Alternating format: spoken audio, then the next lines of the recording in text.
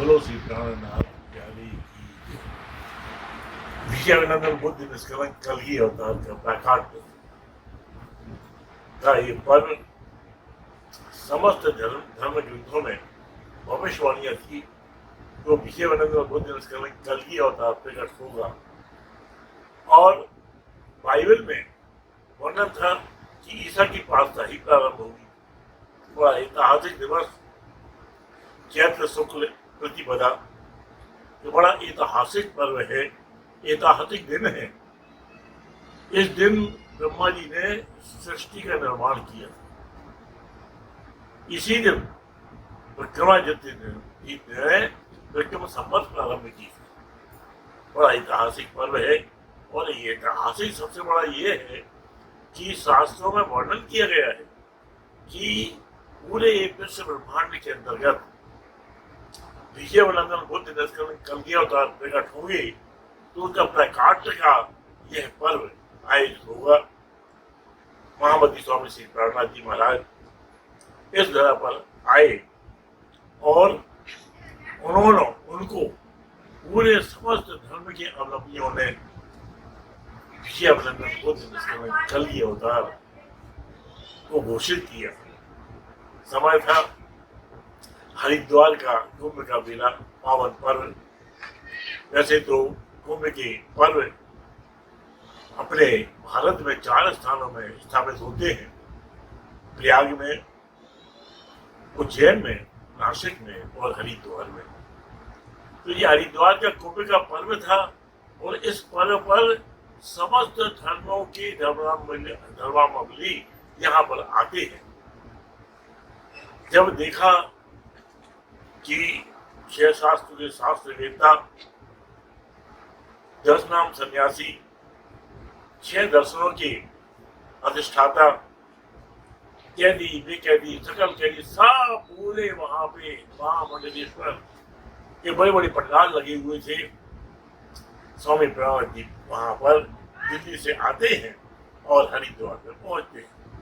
पूरे अपने सुंदर साज के शहर जब वो चलते हैं तो देखते हैं दुनिया वाले कि ये जो ड्रेस है, ये जो झंडा है, यह झंडा तो निर्धारित नहीं है, क्योंकि 4 महीने पहले प्रत्येक धर्म ग्रंथों का झंडा, उनकी ड्रेस, उनकी शोभा यात्रा का स्वरूप निर्धारित होता है। लेकिन ये तो निर्धारित नहीं है। ये कौन सा जुलूस निकल रहा है? सभी ने देखा और विनय किया। महात्मा जी स्वामी प्राणनाथ जी से विनय किया कि महात्मा जी ये आपका कौन सा धर्म है?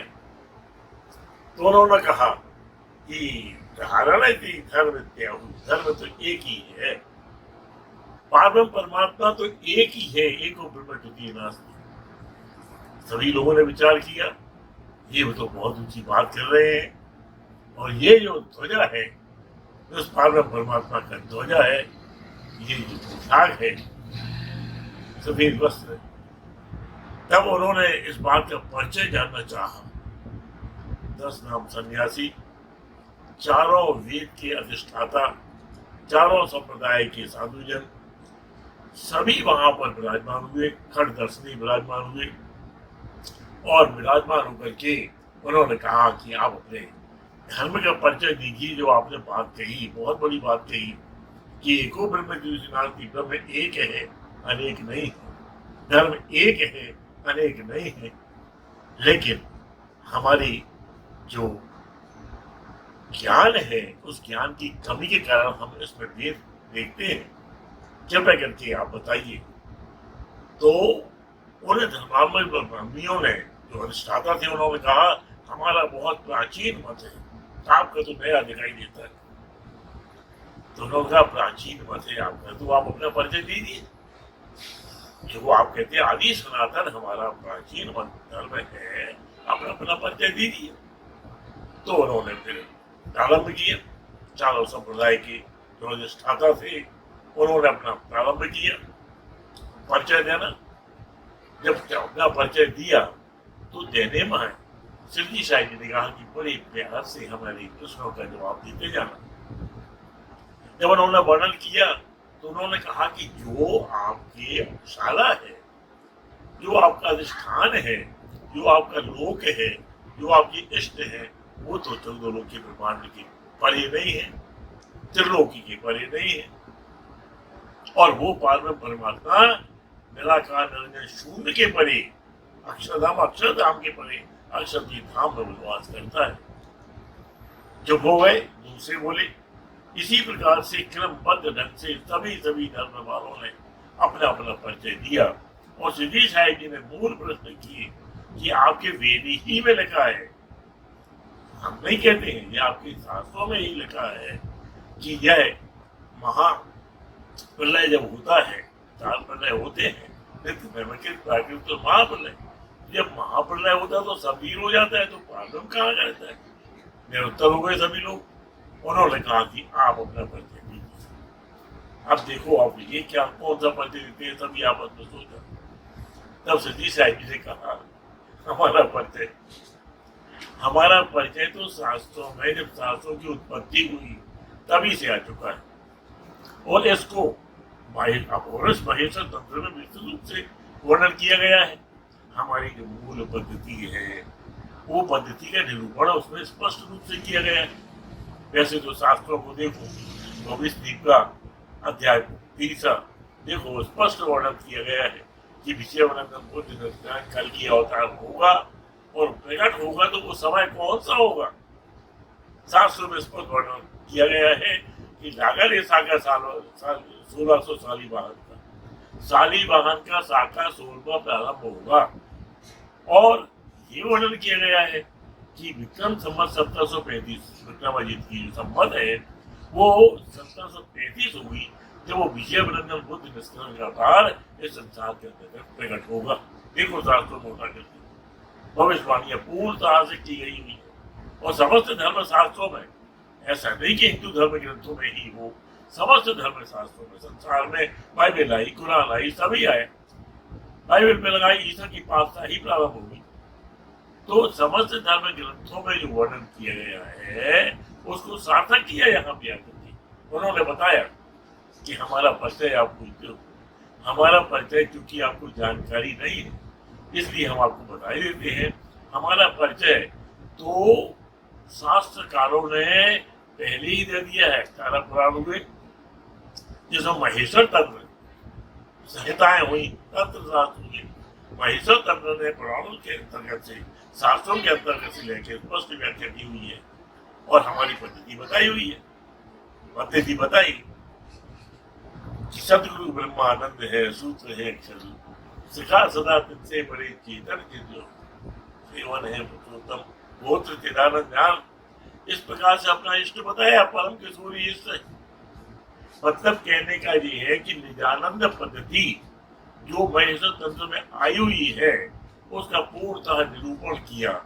और इस निरूपण में हुआ क्या है कि आज तक संसार वाले 14 लोक के ब्रह्मांड के परे निराकार निरंजन शून्य के आगे नहीं जा पाए।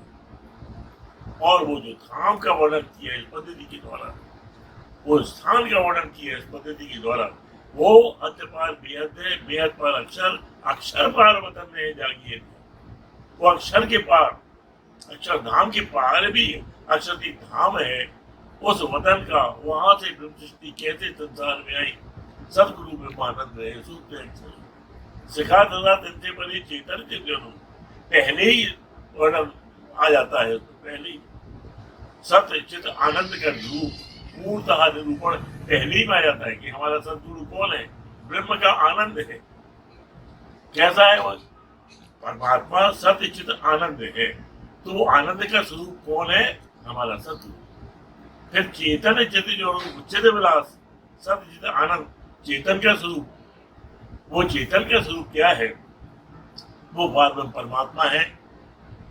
और शिखा सदा तिनसे परे, वो उससे परे, अक्षरधाम से परे, अक्षरतीत धाम, चेतन चित जो वो अनुभव है, वो ऐसा हमारा पारब्रह्म परमात्मा है।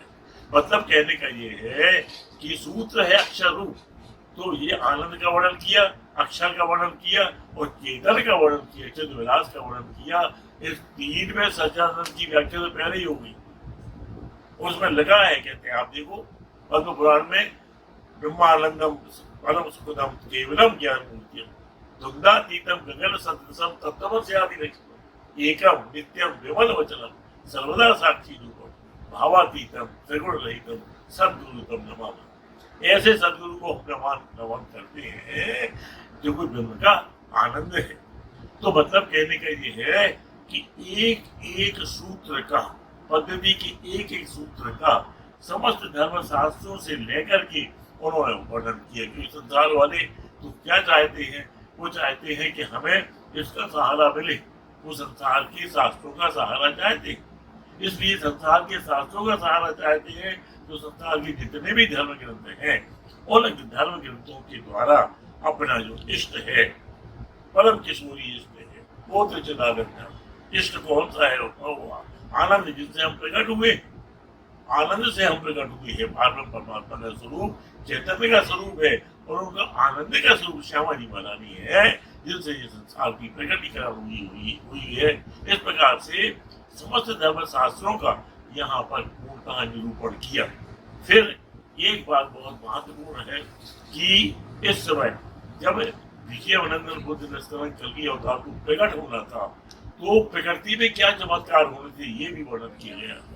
उस पर पुच्छल तारा निकलेगा, पुच्छल तारा निकला, 11/1/6 होगा, 11 माह का वर्ष होगा। वो 11 माह का वर्ष था, 1 साल का क्षय हुआ था। तात्पर्य कहने का ये है कि धर्म शास्त्रों के अंतर्गत जो भी भविष्यवाणियां की गई थी उन समस्त भविष्यवाणी को सार्थक किया। ऐसा ये चैत्र शुक्ल का प्रतिपदा बहुत ही महत्वपूर्ण दिवस है और ये नया वर्ष है, क्योंकि संसार के अंतर्गत अभी तक वो पारब्रह्म परमात्मा एक है। कोई एक है तो कौन है, उसका धाम कौन है, उसकी लीला कैसी है, वो किस प्रकार से प्रकट होता है और किस प्रकार से अखंड परम धाम में अपनी अंगनाओं को खेल धका करके ले जाता है, ये संपूर्ण निरूपण विजयानंदन बुद्ध निष्कलन कलगी अवतार को ही करना था। वो साक्षात प्रकट हुए और प्रकट होकर के उन्होंने समस्त जितने भी धर्मावली हैं उनको संतोष किया। उन्होंने पूर्णतः आपके श्री विग्रह में, प्राणनाथ जी के श्री विग्रह में पारब्रह्म परमात्मा, क्योंकि ये तो प्राण है और नाथ है, जिस तरह से आत्मा और परमात्मा, सूरज की किरण और सूरज, किरण सूरज में मिल जाती है तो अद्वैत स्वरूप में आ जाती है। ठीक इसी प्रकार से ये संपूर्ण विश्व के जो प्राण हैं, वो जो आत्माएं हैं, उनकी जो नाथ है, वो किरणें हैं, जो ये सूर्य है, और अद्वैत स्वरूप में एक ब्रह्म ज्योति नास्तिक का यहाँ पर उद्बोधन दिया। उद्बोधन देने के बाद यहाँ पर से आप चले श्री 5 पद्मावती पुरी धाम में पधारे। साके 5 पन्ना में नहीं, स्वामी लालदास जी ने वर्णन किया है कि 5वीं शाखा हो गई 1735 में आपकी घोषणा हुई, और वहां घोषणा होने के बाद फिर आप यहाँ पे शाखा 5 चले, यानी शाखा प्रारंभ हुआ। लिखा था विजयानंदन बुद्ध निष्कलन कलगी अवतार का शाखा प्रारंभ हुआ। वो शाखा प्रारंभ हुआ और 5वां शाखा जब लगा तो वो मोक्ष धाम स्थापित करना था। ये भी शास्त्र वर्णित, वो वर्णित था। तो वो स्थान श्री 5 पद्मावती धाम में आप आए और आकर के यहाँ पर अखंड परम धाम का स्वरूप प्रकट किया और मोक्ष धाम की स्थापना की। इस प्रकार से ये चैत्र शुक्ल प्रतिपदा का बहुत ही महत्वपूर्ण स्थान समय है। ये हमारे 9 वर्ष का पूर्णतः सौभाग्यपूर्ण समय है। इस समय हमें सबसे अभिनंदन करना है, सभी से प्यार से करना है कि विजयानंदन बुद्ध निष्कलन कलगी अवतार का यहाँ प्रकाश श्री रामनाथ जी के स्वरूप में हुआ, क्योंकि साक्षात श्री 5 पद्मावती धाम में विराजमान है। बोलो श्री रामनाथ।